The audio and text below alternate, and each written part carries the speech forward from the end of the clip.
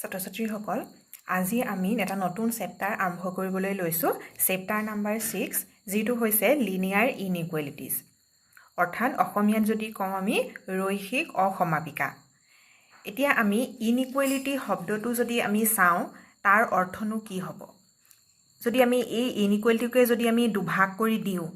In আৰু এফালে equality অৰ্থাৎ ইকুৱেলিটি মিনিংটো হৈছে আমাৰ সমান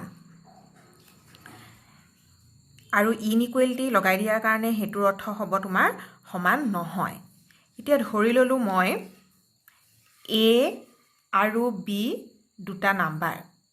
এতিয়া a আৰু b ৰ মাজত যদি আমি কম্পেৰিজন কৰো তেতিয়া কি হ'ব আইদাৰ আমি ক'ব পাৰিম a equal to b or a greater than b or a less than b আমি এই দুইটা সংখ্যা a আৰু b ৰ মাজত আমি এটোৱে আমি ক'ব পাৰিম হয় a আৰু b দুইটা সংখ্যা সমান হ'ব নহলে a b কে ডাঙৰ বা a b কে সৰু এতিয়া a equal b এটো ক'ব আমাৰ ইকুৱেলিটি অৰ্থাৎ ইয়াত a আৰু b দুইটা সংখ্যা সমান আৰু এটো চিন যেটো গ্ৰেটাৰ দেন বা লেছ দেন এই দুইটা চিনকে কি ক'ব ইনইকুৱেলিটি যিটোৰ অৰ্থ হৈছে সমান নহয় মানে হয় ডাঙৰ হ'ব নহলে সৰু হ'ব এতিয়া আমি যদি ম্যাথমেটিক্সত ইনইকুৱেলিটিৰ আমি যদি ডেফিনেশনটো চাওঁ তেতিয়া কি হ'ব ডেফিনেশন হিচাপে চালে টেক্সট বুকতো দিছে মালকৰ ডেফিনেশন 1 বুলি two real numbers or two algebraic expression related by symbol less than, greater than, less than equal or greater than equal form an inequality অৰ্থাৎ এই যিকিটা ইনইকুৱেলিটিৰ সিম্বল সেই সিম্বল কিটা হয় দুটা ৰিয়েল নাম্বাৰত জড়িত হৈ থাকে নহলে দুটা এলজেব্ৰিক এক্সপ্ৰেছনত জড়িত হৈ থাকে ইয়াত এতিয়া মন কৰিবা এই যেটো সিম্বল লেছ দেন আৰু ইকুৱেলও দিছে তাৰ মানে হয় লেছ হ'ব নহলে সমান হ'ব বা গ্ৰেটাৰ দেন অৰ ইকুৱেল গ্ৰেটাৰ হ'ব বা ইকুৱেল হ'ব এটোৱে হল আমাৰ ম্যাথমেটিক্সত ইনইকুৱেলিটিৰ ডেফিনেশন তাৰ পাছত তোমালোকৰ চেপ্টাৰটোৱে নাম দিছে লিনিয়াৰ ইনইকুৱেলিটি অৰ্থাৎ আমি লিনিয়াৰ ইনইকুৱেলিটি আমি কোনবিলাক ক'ব পাৰো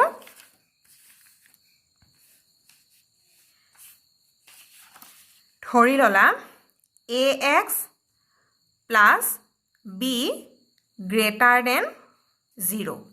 ইয়াত মন কৰিবা এটো আমাৰ এলজেব্ৰিক এক্সপ্ৰেছন আৰু ইয়াত এটা ভেৰিয়েবল x ইউজ কৰা হৈছে আৰু power of this variable is 1 that means x or ঘাতটো 1 অৰ্থাৎ এইবিলাক এই এলজেব্ৰিক এক্সপ্ৰেছন বিলাক অৰ্থাৎ বীজগণিতীয় বিলাক ৰাখি আমাৰ এক ঘাতযুক্ত ৰাখি অৰ্থাৎ এটো আমাৰ ৰৈখিক এটা বীজগণিতীয় ৰাখি তোমালোকে পাইছিলা ক্লাস 9 10 ত যে ৰৈখিক সমীকৰণ মানে যিবিলাক সমীকৰণৰ চলক বিলাকৰ উচ্চতম ঘাত 1 হয় ইয়াতো আমি লিনিয়াৰ ইনইকুৱেলিটি আমি হেতুৱে অৰ্থ বুজিম যিবিলাক ইনইকুৱেলিটিৰ ভেৰিয়েবলটোৰ হাইয়েষ্ট পাৱাৰ 1 হয় সিমিলাৰলি এটো যদি আমি চাওঁ ax + by less than equal c ইয়াত এতিয়া এই ইনইকুৱেলিটিটো আমাৰ টু ভেৰিয়েবল ইউজ কৰা হৈছে x and y আৰু দুইটা ভেৰিয়েবলৰে পাৱাৰ 1 গতিকে এইটো এক্সাম্পল আমাৰ এটা লিনিয়াৰ ইনইকুৱেলিটিৰ হ'ব তেনেকৈ আমি লিনিয়াৰ ইনইকুৱেলিটিক আমি দুটা ভাগত ভগাব পাৰো linear inequality in one variable অৰ্থাৎ এটা ভেৰিয়েবল এটা চলকযুক্ত linear inequality for example ax + by greater than 0 বা ax + b less than equal c ইয়াত মন কৰিবা a b c are any real number to only greater than ঠিক তেনেকৈ linear inequality in two variable অৰ্থাৎ দুটা ভেৰিয়েবল দুটা চলকযুক্ত linear inequality for example ax + by greater less than equal 0 বা ax + by + c greater than equal 0 এইবিলাক two ভেৰিয়েবলৰ linear inequality এতিয়া মন কৰিবা কিছুমান লিনিয়াৰ ইনইকুৱেলিটিত আমি হয় গ্ৰেটাৰ দেন বা লেছ দেন চিন ইউজ কৰিছোঁ বা কিছুমান এক্সাম্পলত আমি লেছ দেন অৰ গ্ৰেটাৰ দেন দুইটা আমি ইউজ কৰা হৈছে লেছ দেন অৰ ইকুৱেল বা গ্ৰেটাৰ দেন অৰ ইকুৱেল তাৰ মানে এই যেটো লেছ দেন আৰু গ্ৰেটাৰ দেন তাৰ লগত আমি ইকুৱেল সাইনটো আমি লিখিছোঁ ব্যৱহাৰ কৰিছোঁ গতিকে এই কথাটোৰ ওপৰত লক্ষ্য কৰি আমি ইনইকুৱেলিটিটো দুটা ভাগত ভগাব পাৰোঁ যদি লিনিয়াৰ ইনইকুৱেলিটিত অকল গ্ৰেটাৰ দেন বা লেছ দেন যদি সিম্বল থাকে তেনেকুৱা ধৰণৰ ইনইকুৱেলিটিক ক'ব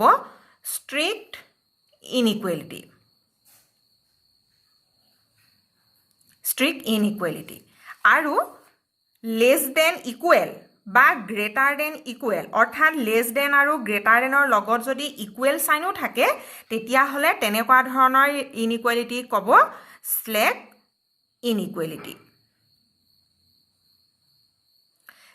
inequality এই strict inequality আৰু slack inequality এই দুইটা কথা তোমালোকে মনত ৰাখিবা আমাৰ এই চেপ্টাৰটোৰ পিছলে এই কথাটো আমাৰ ব্যৱহাৰ হ'ব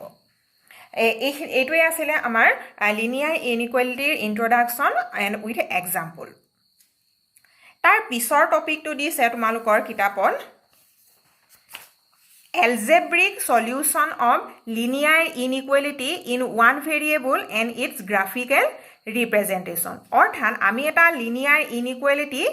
algebraic solutionৰ সহায়ত আমি কেনেকৈ solve কৰিম আৰু তাৰ graphical representationটো কেনেকুৱা হ'ব সেই বিষয়ে আমি আলোচনা কৰিম ইয়াত আমি যেতিয়া সমীকৰণ ইকুৱেশ্যন solve কৰিছিলোঁ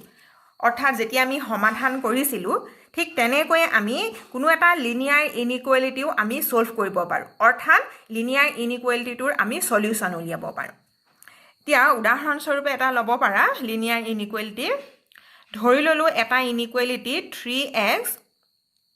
গ্ৰেটাৰ দেন 60 এই ইনইকুৱেলিটিটো আমি সলভ কৰিব লাগে এই ইনইকুৱেলিটিটো সলভ কৰাৰ মিনিংনো কি ইয়াত আমি এনেকুৱা কিছুমান xৰ ভ্যালু উলিয়াব লাগে যাৰ কাৰণে এই ইনইকুৱেলিটি সাইনটো আমাৰ ট্ৰু হয় অৰ্থাৎ স্যাটিসফাই হয় আমি যেতিয়া এই ইনইকুৱেলিটিকে যদি তোমালোকে সমীকৰণ হিচাপে ইকুৱেশ্যন হিচাপে লওঁ তেতিয়া আমি এই ইকুৱেশ্যনটো সলভ কৰাৰ মিনিংনো কি ইয়াত আমি xৰ এনেকুৱা এটা ভ্যালু লাগে যিটোৰ কাৰণে এই ইকুৱেশ্যনটো স্যাটিসফাই হ'ব অৰ্থাৎ লেফট হ্যান্ড সাইড আৰু ৰাইট হ্যান্ড সাইড আমাৰ ইকুৱেল হ'ব ঠিক তেনেকৈ আমাৰ এই ইনইকুৱেলিটিটো এটোৱে কথা বুজাব যে xৰ এনেকুৱা কিছুমান আমি ভ্যালু উলিয়াম ফাইন্ড কৰিম যাৰ কাৰণে আমাৰ এটো লেফট পাৰ্ট আৰু ৰাইট হ্যান্ড পাৰ্ট আমাৰ ট্ৰু হয় অৰ্থাৎ লেফট হ্যান্ড সাইডটো ৰাইট হ্যান্ড সাইডতকৈ সৰু হ'ব লাগিব সেই x বিলাকৰ কাৰণে আৰু যিবিলাক ভ্যালুৰ কাৰণে আমি এটো ইনইকুৱেলিটিটো স্যাটিসফাই হ'ব these are called solution of this inequality দিয়া সো আমি চাওঁচোন আমি xৰ ভ্যালু পুট কৰি ফাৰ্স্ট আমি যদি xৰ ভ্যালু 0 লওঁ তেতিয়া আমি লেফট হ্যান্ড সাইডটো আমি কি পাম 3x অৰ্থাৎ 3 into 0 that means 0 অৰ্থাৎ xৰ ভ্যালু 0 ললত আমি লেফট হ্যান্ড সাইডটো কি পালো আমি 0 পালো তাৰ পাছত এতিয়া ৰাইট হ্যান্ড সাইডটো আমাৰ কি আছে 60 আছে সো আমি কি দেখা পালো 0 less than 60 তাৰ মানে xৰ ভ্যালু 0 হোৱাত আমাৰ লেফট হ্যান্ড সাইড আৰু ৰাইট হ্যান্ড সাইডটো আমাৰ ট্ৰু হৈছে অৰ্থাৎ এই xৰ ভ্যালু 0 এই ইনইকুৱেলিটিটো স্যাটিসফাই কৰিছে বিকজ xৰ ভ্যালু বেক পুট কৰাৰ লগে লগে লেফট হ্যান্ড সাইডটো ৰাইট হ্যান্ড সাইডতকৈ আমাৰ সৰু হৈছে নেক্সট যদি চাওঁ আমি xৰ ভ্যালু 1 ললো তেতিয়া 3 into 1 left hand side less than 60 so আমি কি দেখা পালো ইয়াত 3 less than 60 so এটো আমাৰ ট্ৰু হল অৰ্থাৎ আমি এতিয়ালৈকে এই ইনইকুৱেলিটিটোৰ দুটা সলিউশন পালো x equal 0 আৰু 1 ঠিক তেনেকৈ আৰু আমি যদি পুট কৰো সাপোজ xৰ ভ্যালু মই 10 ললো এতিয়া xৰ value 10 ললত 3 into 10 less than 60 that means 30 less than 60 so this is also true এতিয়া আমি ইয়াত কি গম পালো যে এই ইনইকুৱেলিটিটো সলভ কৰোঁতে আমি এক্সৰ ভেলু এবাৰ 0 লৈছোঁ, নেক্সট 1, নেক্সট 10, তেনেকৈ আমি বহুতখিনি এক্সৰ ভেলু লৈ আমি চেক কৰিব পাৰোঁ যে সেইবিলাক ভেলুৱে আমাৰ এই ইনইকুৱেলিটিটো ছেটিছফাই কৰিছে নে নাই কৰা। তাৰ মানে আমি ইয়াত কি ক'ব পাৰিম যে এই ইনইকুৱেলিটিটোৰ ইনফাইনাইট সলিউশ্যন থাকিব, অৰ্থাৎ অসংখ্য আমি সলিউশ্যন পাম। কিন্তু এই ইনইকুৱেলিটিটো সলভ কৰাৰ এইটো জানো এটা প্ৰপাৰ মেথড হ'ব পাৰে? বহুতো এইটো আমাৰ লেন্দি প্ৰচেছ, বহুত দীঘলীয়া প্ৰচেছ। কিমান আমি এক্সৰ ভেলু আমি পুট কৰি এনেকৈ আমি চাম যে কোনটোৰ কাৰণে আমাৰ ট্ৰু হ'ব ইনইকুৱেলিটিটো। সেই কথাটো বহুত আমাৰ এটা বৰ উপযুক্ত হোৱা নাই। গতিকে আমি এই মেথডটোক আমি এটা প্ৰপাৰ মেথড বুলি আমি ক'ব নোৱাৰোঁ। সেইকাৰণে আমাক ইনইকুৱেলিটি সলভ কৰিবৰ কাৰণে আমাক ৰুল 3টা দিছে। সেই ৰুলকেইটা আমি এপ্লাই কৰিহে ইনইকুৱেলিটিটোৰ আমি সলিউশ্যন উলিয়াব পাৰিম। চ' প্ৰথমতে চাওঁচোন আহা ৰুলকেইটানো কি হয়। ফাৰ্ষ্ট ৰুলটো দিছে equal numbers may be added to or subtracted both side of an inequality। কি কৈছে যে এটা ইনইকুৱেলিটিটোৰ both side আমি কি কৰিব পাৰিম, এটা একেই নাম্বাৰ আমি both side এড কৰিব পাৰিম বা আমি ছাবট্ৰেক্ট কৰিব পাৰিম। কিন্তু আমি যদি এড কৰোঁ বা ছাবট্ৰেক্ট কৰোঁ সেই কামটো আমি ইনইকুৱেলিটিটোৰ both side অৰ্থাৎ দুইটা ছাইডে লেফ্ট ছাইড আৰু ৰাইট ছাইড আমি দুইটা ছাইডে কৰোঁ, যিটো কাম আমি ইকুৱেশ্যন সলভ কৰাৰ ক্ষেত্ৰতো আমি কৰোঁ। উদাহৰণস্বৰূপে চাব পাৰা ইয়াত ধৰি ল'লোঁ এটা ইনইকুৱেলিটি 4x + 2 > 4। এতিয়া আমি এই ইনইকুৱেলিটিটোৰ both side আমি এটা ইকুৱেল নাম্বাৰ ছাপ'জ মই ল'লোঁ -2। -2 যদি আমি both side এড কৰিব পাৰোঁ, -2 এফালে কৰিলোঁ, আকৌ ৰাইট হেণ্ড ছাইডেও আমি 4 - 2 কৰিলোঁ। এইটো কৰিলোঁ অৰ্থাৎ -2 আমি লেফ্ট ছাইড আৰু ৰাইট ছাইডে এড কৰিলেও বা ছাবট্ৰেক্ট কৰিলেও আমাৰ ইনইকুৱেলিটিটোত কোনো এফেক্ট নহয়, কোনো প্ৰভাৱ নপৰে। তাৰমানে ইয়াত আমি -2 এড কৰাৰ লগে লগে আৰু এইফালেও আমি -2 এড কৰাৰ লগে লগে আমাৰ এই লেফ্ট হেণ্ড ছাইড আৰু ৰাইট হেণ্ড ছাইড দুইটা লেফ্ট হেণ্ড ছাইডটো আমাৰ ডাঙৰেই হৈ থাকিব, কোনো প্ৰভাৱ নপৰে। সেইকাৰণে আমি এড কৰিব পাৰোঁ বা ছাবট্ৰেক্ট কৰিব পাৰোঁ। তাৰপাছত ৰুল নাম্বাৰ 2 কি কৈছে, both side can be multiplied or divided by same positive number। ইয়াত মন কৰিবা ইয়াত এটা ৱৰ্ড দিছে পজিটিভ নাম্বাৰ বুলি কৈছে যে ইনইকুৱেলিটিটোৰ both side দুইটা ছাইডত আমি এটা সেম পজিটিভ নাম্বাৰেৰে মাল্টিপ্লাই কৰিব পাৰিম, নহ'লে ডিভাইড কৰিব পাৰিম। ছাপ'জ এনেকৈ দিলে এটা ইনইকুৱেলিটি এইটো দিলে, ইয়াত এতিয়া আমি both side যদি 5ৰে ডিভাইড কৰি দিওঁ পজিটিভ নাম্বাৰ, ৰাইট হেণ্ড ছাইডৰ অৰ্থাৎ 10কো আমি 5ৰে ডিভাইড কৰিব পাৰোঁ। ডিভাইড কৰিলেও আমাৰ কোনো এই ইনইকুৱেলিটিৰ প্ৰভাৱ নেপেলায়। এইটো ৰাইট হেণ্ড ছাইডটো সদায় লেফ্টতকৈ আমাৰ ডাঙৰে হৈ থাকিব। Next rule number 3, when both side are multiplied or divided by a negative number। Rule 3টোত মন কৰিবা এতিয়া। ৰুল 2ত পজিটিভ নাম্বাৰেৰে মাল্টিপ্লাই বা ডিভাইড কৰাৰ কথা কৈছিলে, এতিয়া ৰুল 3ত কি ক'লে, নিগেটিভ নাম্বাৰে যদি আমি ইনইকুৱেলিটিটোৰ both side যদি আমি মাল্টিপ্লাইড বা ডিভাইড কৰোঁ তেতিয়াহ'লে এটা আমাৰ প্ৰভাৱ এটা পৰে। কি হয় যে then sign of the inequality is reversed, অৰ্থাৎ নিগেটিভ নাম্বাৰে আমি মাল্টিপ্লাইড বা ডিভাইড কৰাৰ লগে লগে ইনইকুৱেলিটিটো আমাৰ ৰিভাৰ্ছ হৈ যায়, ওলোটা হৈ যায়। উদাহৰণস্বৰূপে চাব পাৰা -5x > 40। এতিয়া মই যদি both side যদি -5ৰে ডিভাইড কৰি দিওঁ, এইফালেও 40কো মই -5ৰে ডিভাইড কৰি দিলোঁ, তাৰমানে এটা নিগেটিভ নাম্বাৰেৰে মই ডিভাইড কৰিছোঁ both side। তেতিয়া কি হ'ব, এই যিটো গ্ৰেটাৰ দেন আছিলে এইটো আমাৰ উল্টা হৈ যাব, লেছ দেন হ'ব। এই কথাটোকে আমাৰ এই ৰুল 3ত কৈছে। এইকেইটাই আছিলে আমাৰ 3টা ৰুল। এই 3টা ৰুল আমি এপ্লাই কৰি ইনইকুৱেলিটিটো আমি সলভ কৰিব পাৰিম। চ' আমাৰ প্ৰথম এক্সাম্পলটোকে চাওঁ আহা। প্ৰথম এক্সাম্পলটো লৈছিলোঁ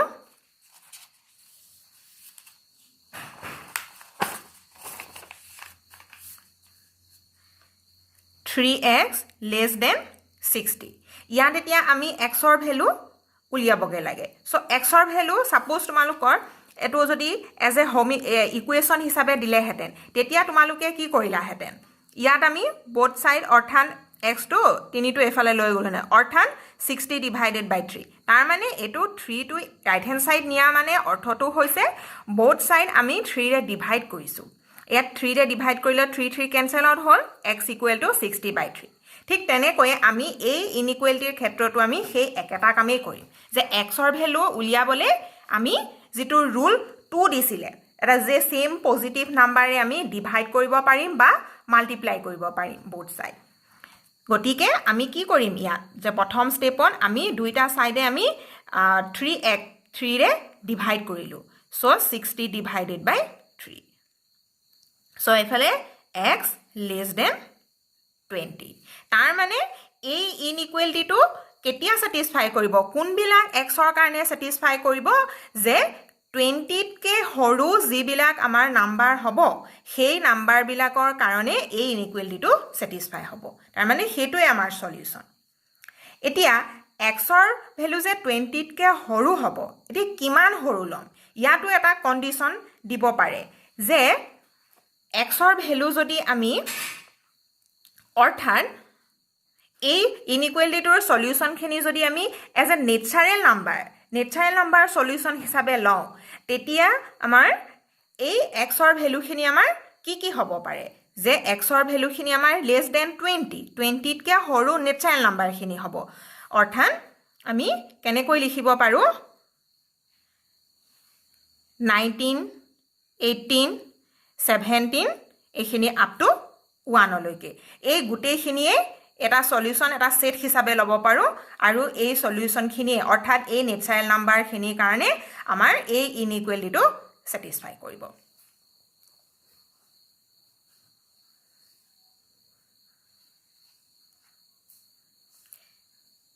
সাপোজ আৰু এটা যদি কেস দিয়ে